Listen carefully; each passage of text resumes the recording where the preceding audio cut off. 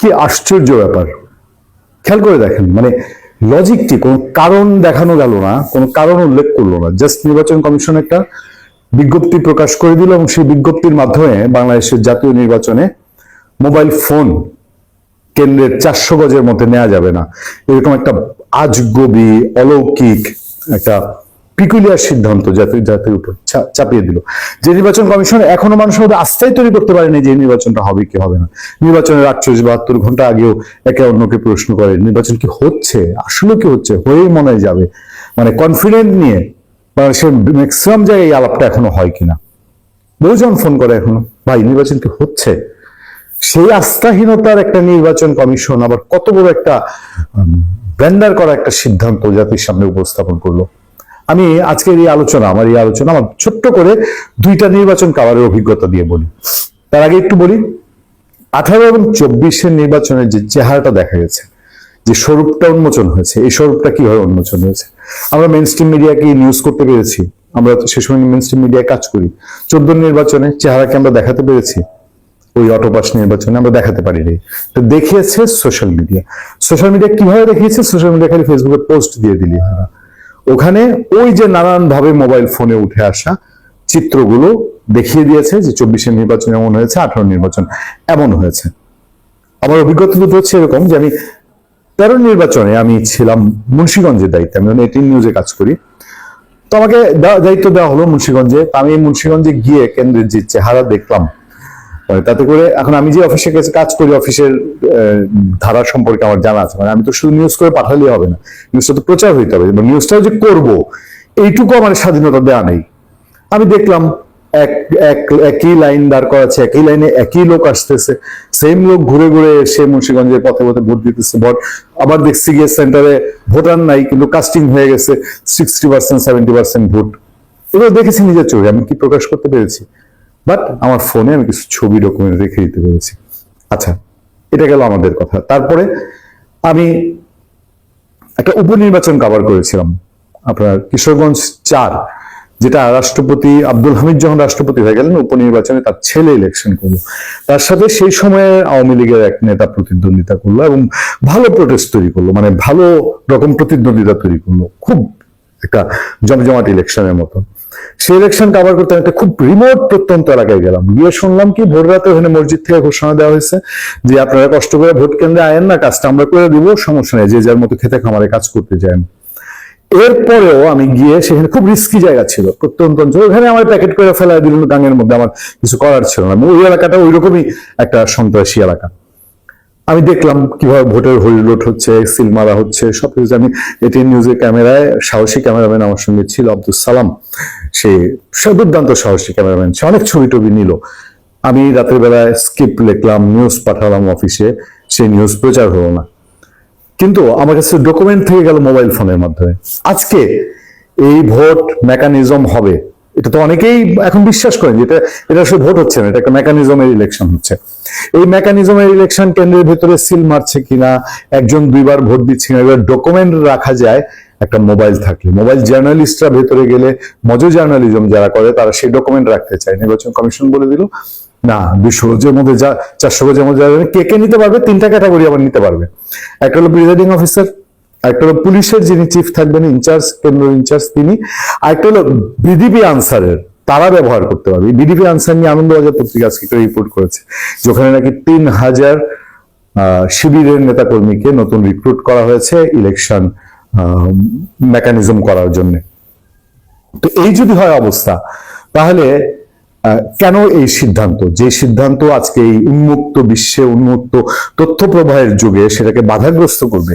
পৃথিবীর কোন দেশে এরকম সিদ্ধান্ত হয়েছে কখনো, যে ইলেকশনের আগে ঘোষণা করা হয়েছে যে মোবাইল ফোন কেন্দ্রে, ভোট কেন্দ্রে ভোটাররা নিয়ে যেতে পারবেন। আপনারা আসেন, এমনিতেই তো নির্বাচনে ভোটার উপস্থিতি কম হবে বলা হচ্ছে, সরকারের দায়িত্বশীল উপদেষ্টাই বলছে 55% হবে।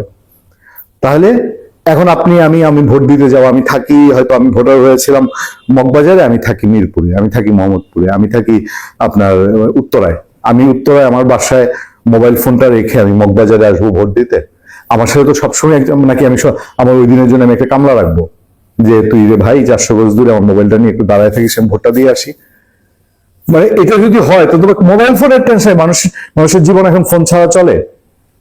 মোবাইল ফোনের যন্ত্রণাতে তো কিছু মানুষ করবো দূর ওই ফোন রাখবো, আমি ভোট দিয়ে যাবো, যার হাতে তো আপনার ফোন আপনি দিয়ে যাবেন না। এই ঘটনা এনসিপি জামাত ইসলামী তাৎক্ষণিক রিয়াকশন দেখাচ্ছে, তাদের রিয়াকশনটা আমি যৌক্তিক মনে করি। এই সংগঠনগুলো অন্যান্য বিষয় নিয়ে আমাদের সমালোচনা থাকলেও এই বিষয়ে তারা রিয়াকশন দেখাতেই পারে এবং রিয়াকশন দেখাবে। নাহিদ ইসলাম অলরেডি ঘোষণা করেছে যে যদি সন্ধ্যার মধ্যে এটা প্রত্যাহার করা না হয় ইলেকশন কমিশন ঘেরাও করবে। কিন্তু আমার চিন্তার আগে আরেকটা দিকে দেখেন, এই যে একটা বড় ঘটনায় এনসিপি এবং এবি পার্টি মানে 11 দলীয় জোট খুব দ্রুত রিয়াকশন দেখিয়েছে এবং তারা ইলেকশন কমিশনে ছুটে গেছে, সাদিক কায়েম ছুটে গেছে, শিবিরের তাদের দলের প্রতিনিধিরা যাচ্ছে বিভিন্ন দলের। বিএনপি একটু রিয়াকশন দিতে দেরি করছে, মানে এটা বিষয়টা কি?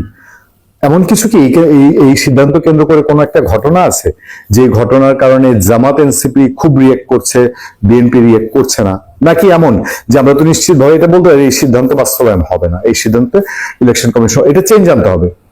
হয় বলতে হবে সাংবাদিকদের মোবাইল ফোন নিয়ে সাংবাদিকরা যাইতে পারবে, অথবা সবাই যাইতে পারবে, কিন্তু এই সিদ্ধান্তে অটল থাকা যাবে না। এখন এনসিপি জামাত যে সাথে সাথে রিয়েকশন করছে তারা কি একটা ক্রেডিট নেওয়ার জন্য যে ইলেকশন আগে আমাদের পাওয়ার আছে, আমরা চাপ তৈরি করছি, আমাদের চাপে আবার ইলেকশন কমিশন তার সিদ্ধান্ত চেঞ্জ করবে? আমি জানি না, তবে আমাদের ওয়েট করতে হবে। আর শেষ মুহূর্তের খেলাধুলা বেশ জমে উঠেছে। সেই খেলাধুলা কি খেলাধুলা হচ্ছে, আমাদের হাতে একটা সোশ্যাল মিডিয়ায় একটা ভিডিও এসছে, এই ভিডিওটা কয়েক সেকেন্ড আপনাদেরকে একটু শোনাই।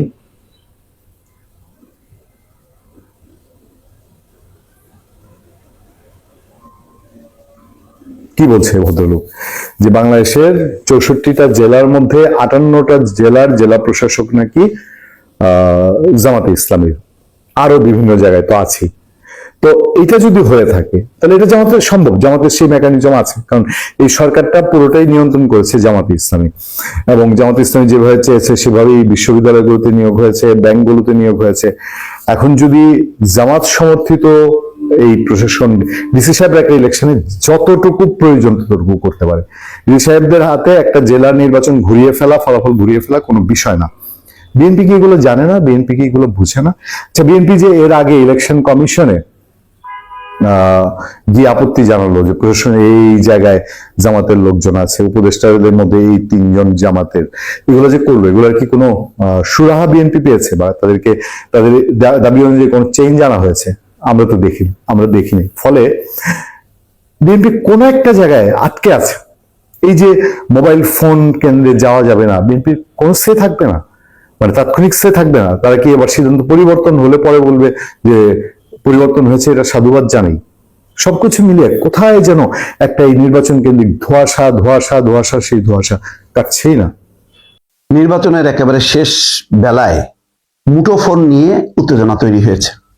নির্বাচন কমিশন বলেছে যে ভোট কেন্দ্রের 400 গজ ব্যাসার্ধের মধ্যে কোনো ফোন নিয়ে যাওয়া যাবে না। সাধারণ ভোটারদের ভোট কেন্দ্রে যাওয়ার ক্ষেত্রে নিষেধাজ্ঞা থাকলেও 3 ধরনের ব্যক্তি মুঠোফোন নিয়ে যেতে পারবেন। তারা হলেন প্রিজাইডিং অফিসার, ভোট কেন্দ্রের দায়িত্বপ্রাপ্ত পুলিশ ইনচার্জ এবং ভোট কেন্দ্রের দায়িত্বপ্রাপ্ত নির্বাচন সুরক্ষা 2026 অ্যাপ ব্যবহারকারী আনসার এবং বিটিপির 2 সদস্য। এটার নিয়ে একটা তীব্র প্রতিক্রিয়া হয়েছে। জামাত এনসিপি প্রতিক্রিয়া দেখিয়েছে এইরকম যে নির্বাচন কমিশন আজকের মধ্যে যদি এটা প্রত্যাহার না করা হয় এই সিদ্ধান্ত, তাহলে ঘেরাও করা হবে। মোহাম্মদপুরে 11 দলের নির্বাচনী জনসভা চলাকালে এই হুঁশিয়ারি দেন তিনি। নাহিদ ইসলাম বলছেন যে 400 গজের মধ্যে মোবাইল নিয়ে ঢোকা যাবে না। ইসি কোন জায়গা থেকে এই বিধিবিধান বের করছে আমরা জানি না। কার পরিকল্পনার আদলে নির্বাচন কমিশন কাজ করছে এটা জনগণের সামনে স্পষ্ট হচ্ছে। আমরা হুঁশিয়ারি দিচ্ছি, আজ সন্ধ্যার মধ্যে এই বিধিবিধান পরিবর্তন করুন, নইলে মঙ্গলবার নির্বাচন কমিশন ঘেরাও হবে। এটার পক্ষে বিপক্ষে যুক্তি আছে। মোবাইল ফোন নিয়ে নানা রকম সবাই যদি ভোট তুলতে থাকে চিত্রগুলো, সেখানে একটা বিশৃঙ্খলা তৈরি হবে। সবার হাতে হাতে ফোন, মনে করেন কেন্দ্রের মধ্যে প্রায় 200-300 ভোটার, তো 200-300 ভোটার যদি মোবাইল দিয়ে ভিডিও করতে থাকে এবং ওই ভিডিওগুলি কোনো কারণে যদি টেম্পারিং করা হয়, কোনো কারণে, আমি বলছি যে নানা রকমে আছে তো, একই জিনিস ভিডিওটা উল্টায় পাল্টায় একভাবে দেখায়, যদি লাইভে ছেড়ে দেয়, সাথে সাথে একটা আইন শৃঙ্খলা জনিত একটা পরিস্থিতি তৈরি হবে। এটা সত্য। আবার এটাও সত্য, যদি অনিয়ম, কারচুপির বা জালিয়াতির কোনো দৃশ্য ধরা পড়ে, তখন এই মোবাইল ভিডিও দিয়ে এটা ছড়ানো, মানুষকে সচেতন করা, বা সাথে সাথে এটা প্রচার করলে এটার একটা প্রতিবন্ধকতা তৈরি হতে পারে এই ধরনের জাল জালিয়াতির ক্ষেত্রে। এটাও সত্য, দুটাই সত্য। মোট কথা, নির্বাচন কমিশন এখন স্থানীয়ভাবে তাদের উপর যদি আস্থা থাকে সব পক্ষের, তাহলে এটা ভালো। আর যদি সেটা না হয়, তাহলে এটাকে কেন্দ্র করে একটা পরিস্থিতি তৈরি হবে। যেহেতু এনসিপি ঘোষণা দিয়েছে, জামাতও প্রতিক্রিয়া দেখিয়েছে, জামাতের আমির তারাও প্রত্যাহার চেয়েছে, হাসনাত আব্দুল্লাহ দেখলাম যে ফেসবুক পেজে তীব্র প্রতিক্রিয়া দিয়েছে। তো বিএনপির প্রতিক্রিয়াটা এখনো বোঝা যাচ্ছে না। তবে নির্বাচন কমিশন তার আন্তরিকতা নিয়ে কোনো প্রশ্ন নেই। সমস্যা হলো যে লোকালি তারা কিভাবে নির্বাচনটা পরিচালনা করে তার দিকে। যেহেতু সেনাবাহিনী দায়িত্বে থাকবে, পুলিশ এবং অন্যান্য সংস্থা এখনো পর্যন্ত কিন্তু কোনো রকম কোনো পক্ষের প্রতি যে ঝুঁকে যাওয়া, সাপোর্ট করা, সেরকম মোটা দাগে কোনো অভিযোগ আসেনি। ফলে ভোট কেন্দ্রের নিরাপত্তা, আইন শৃঙ্খলা এবং কোন রকম যাতে উস্কানিমূলক ভাবে এই ভিডিও চিত্র ব্যবহার না হয়, সেটা গুরুত্বপূর্ণ।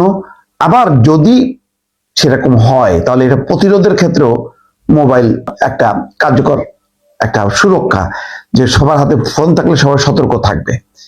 তো সব মিলায় একটা মিশ্র প্রতিক্রিয়ার মধ্যে সব রাজনৈতিক দলের অবস্থানটা কি, এটা গুরুত্বপূর্ণ।